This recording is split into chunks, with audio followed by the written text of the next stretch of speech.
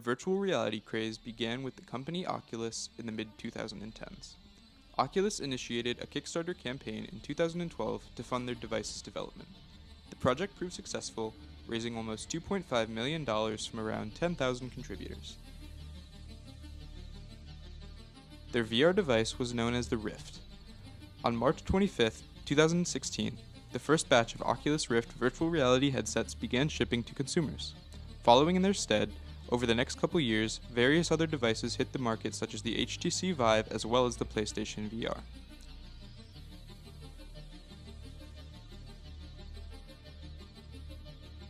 Clearly there's a demand for virtual reality systems, and it's only getting larger.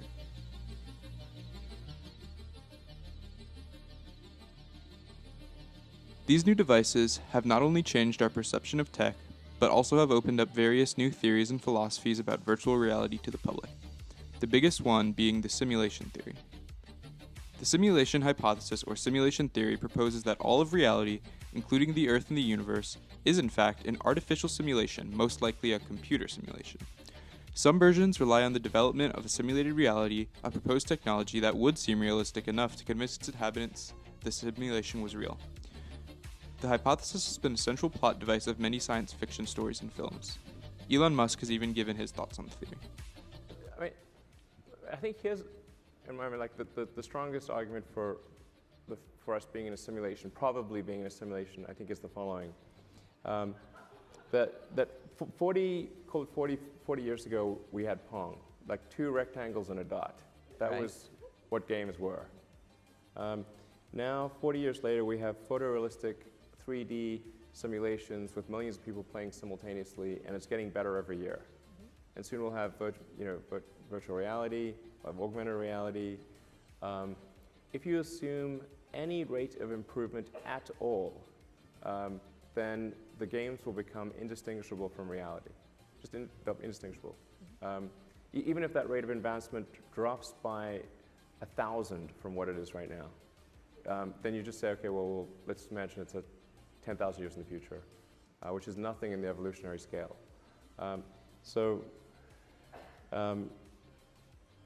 given that we're clearly on a trajectory to have games that are indistinguishable from reality, and those games could be played on any set-top box or on a PC or whatever, and there would probably be, billions of such,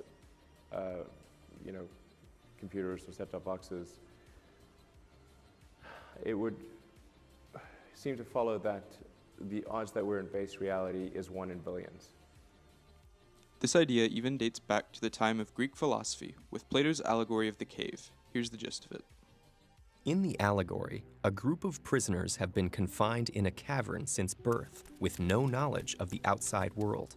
They are chained facing a wall, unable to turn their heads, while a fire behind them gives off a faint light. Occasionally, people pass by the fire carrying figures of animals and other objects that cast shadows on the wall. The prisoners name and classify these illusions, believing they're perceiving actual entities. Suddenly, one prisoner is freed and brought outside for the first time. The sunlight hurts his eyes, and he finds the new environment disorienting.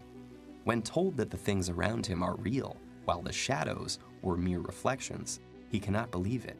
The shadows appeared much clearer to him, but gradually his eyes adjust until he can look at reflections in the water, at objects directly, and finally at the sun, whose light is the ultimate source of everything he has seen. The prisoner returns to the cave to share his discovery, but he is no longer used to the darkness and has a hard time seeing the shadows on the wall. The other prisoners think the journey has made him stupid and blind, and violently resist any attempts to free them. The people in the cave are bound and can only see a limited version of reality represented by the shadows on the wall. Both Plato's allegory and simulation theory deal with the ramifications of false realities.